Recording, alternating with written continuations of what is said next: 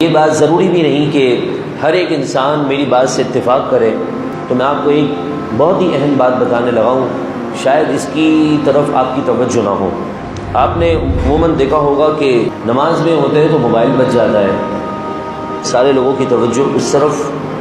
چلی جاتی ہے۔ وہ یہ تو کسی کو بول کر آیا نہیں ہوگا کہ میں مسجد میں جا رہا ہوں تو مجھے پیچھے سے کال کر دینا، بلکہ ہوگا یہ اچانک کسی کو کال آ جائے گی، اس کی توجہ نہیں ہوگی، تو ریٹرن میں ہمارے لوگ کیا کرتے ہیں، اس کو اتنا غور سے دیکھ رہے ہیں، اور وہ بیچارہ ویسے ہی شرمندہ ہوتا ہے اور لوگوں کی نظروں میں گر جاتا ہے، اور پھر خدا نہ کرے وہ شرم کے مارے موبائل نہ نکال پائے، یا موبائل جلدی میں اس کے جیب میں پھنس جائے اور دیگر چیزوں کی وجہ سے، تو ہمارے نمازی اتنے بے چین ہو جاتے ہیں اس کو جھاڑنا شروع، حالانکہ دیکھا جائے تو اس نے جان بوجھ کے نہیں کیا ہے۔ ویسے بھی حدیث پاک میں آتا ہے، اللہ کے نبی علیہ الصلوۃ والسلام نے فرمایا کہ اللہ تبارک و تعالیٰ کو نرمی پسند ہے، اور اللہ تبارک و تعالیٰ نے جس چیز میں نرمی رکھ دی گویا وہ ساری چیزوں سے اعلیٰ اور افضل بن چکی ہے، تو آپ اگر اس کو نرمی سے سمجھائیں تو بہت زیادہ بہتر ہے، بنسبت آپ کے اخلاق ایسے ہوں کہ وہ بندہ مسجد سے بدزن ہو جائے۔ لیکن حدیث پاک میں آپ کو سناتا ہوں، ریاض الصالحین حدیث نمبر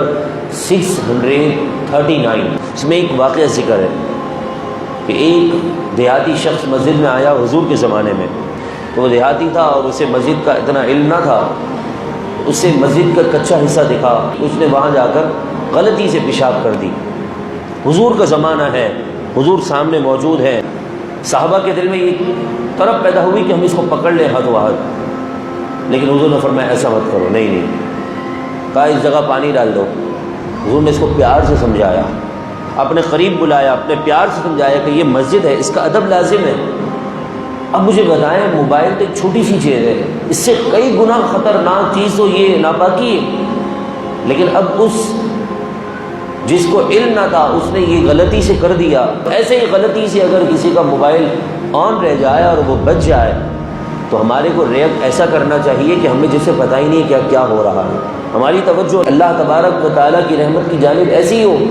کہ ہمیں پتہ ہی نہ ہو کہ برابر والے شخص کا نماز ہی کا موبائل بج رہا ہو۔ اگر دیکھا جائے تو اس فلسفے کو یوں سمجھے نا، اس میں غلطی ہماری ہے کہ ہماری توجہ وہاں کیوں جا رہی ہے۔ اگر ہماری توجہ نہ جائے، اس کا موبائل بجتا رہے، جو بھی کرے، بعد میں خود وہ سائلنٹ کر دے گا، جان بوجھ کے تو وہ آن نہیں رکھے گا۔